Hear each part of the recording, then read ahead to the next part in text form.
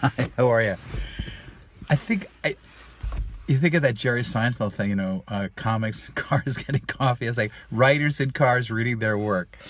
I'm going to read something to you. This is all experimental. I'm going to read something to you. This is from the book, The Fiction of Forgiveness, that came out over Amazon Kindle on September 30th, a couple days ago.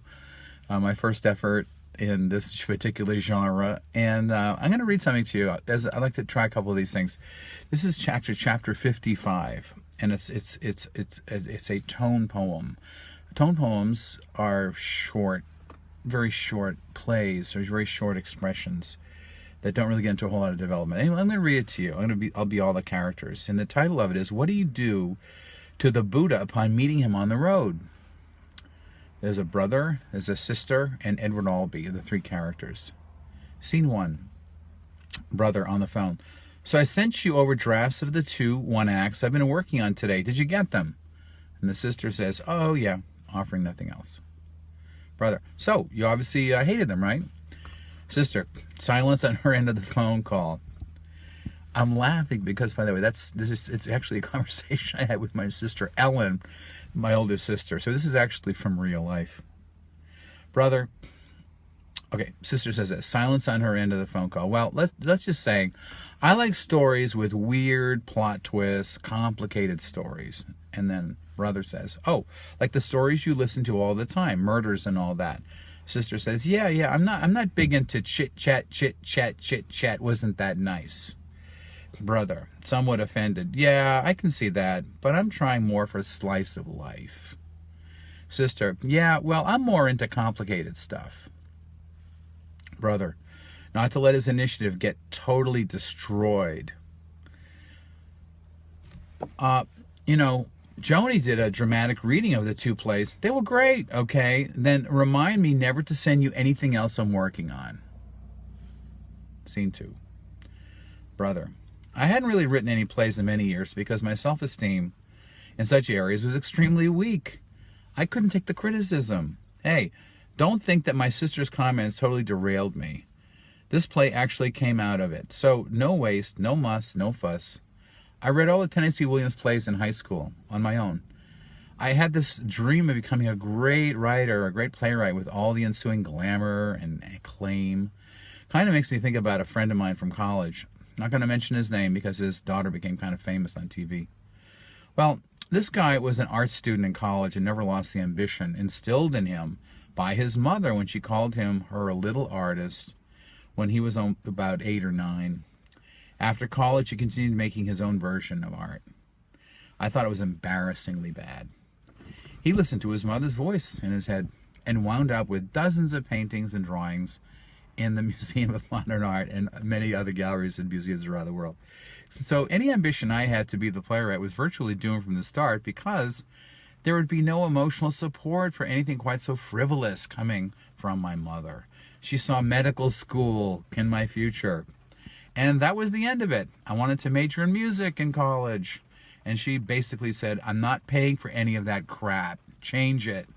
So I did. And now, as I sit here in my basement, turning out this stuff, facing a worldwide pandemic of COVID-19, I see this as the last time this can ever happen. We may all be dead in a few weeks, and even my sister's emotional support backstab cannot stop me from writing this. Scene 3. Brother waits outside 1155 Park Avenue, where the playwright Edward Albee lives. Brother looks into his iPhone, which is in selfie mode, and projects to a big screen center stage.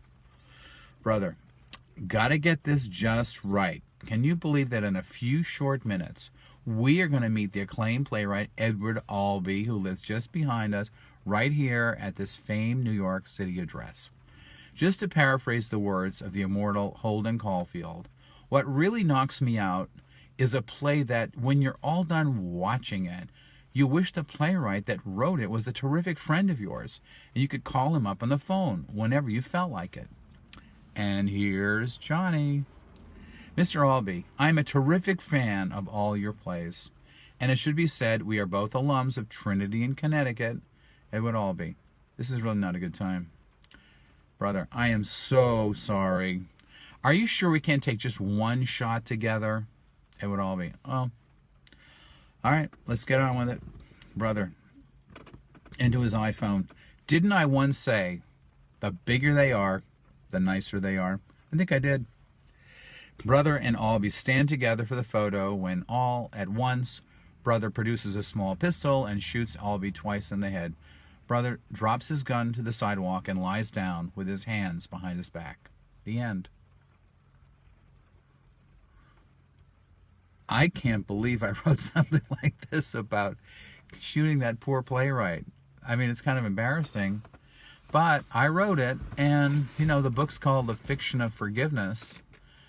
Let me just do a little bit of thumbnail sketch of analysis on that. And, you know, I'd love to hear your ideas as well. But, you know, this thing about forgiveness, you know, did I ever forgive my mother for the fact that she would not allow me to pursue, you know, my dream to be a musician, to be an artist at that time? Or is it really about forgiving myself? Did I not forgive myself? And was that the issue? Did I finally, you know, faced with certain death, you know, with COVID-19, did I finally forgive myself and give myself the opportunity to express myself as a writer right here, you know, right now? So, you know, the fiction of forgiveness. All right, let me just throw this one out there. This is interesting. You know, we always want someone else to apologize to us, but maybe the most important interaction that we can have on that subject is the apology that we grant ourselves. You know, forgiving ourselves for the time I didn't spend in my life, you know, being the writer, or the arrogance and the ego and the jealousies that I had for people who were, you know, really successful artists in the world, the ones I thought didn't deserve to be successful, and things like that. I mean, poor Edward Albee had to die in my little play because, you know, he had made it, he had succeeded. And by the way, a little anecdote about Edward Albee, great playwright, right? Fantastic playwright. He actually went to the college, Trinity, that I went to, and he had a radio station, and he was doing his show. And so he had a radio show. He was doing his show, and what he did in advance of the show he was going to broadcast on a Friday night or whatever, he hooked the antenna of the radio station up to the entire circuitry of the college so that he could broadcast his show around the world. And of course he was thrown out as a result. They threw him out of the college, and there was the big shot that you know, Trinity had at claiming, you know, this great, you know, greatest at that time, greatest living American playwright, and you know, get all petty about it for his wanting merely to communicate, you know, his little radio show around the world. I'm going to leave you with that. Thank you so much.